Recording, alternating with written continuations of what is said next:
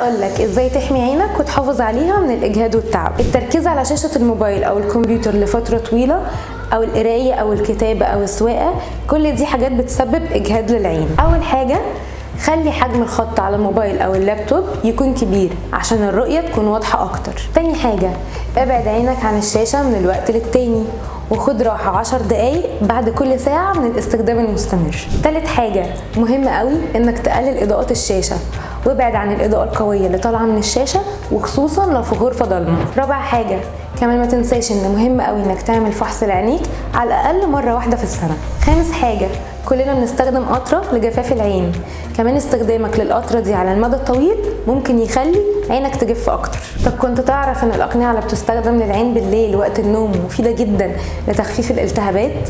فرك العينين مضر جدا لصحتها، لان العين فيها طبقة رقيقة جدا هي اللي بتحمي العين.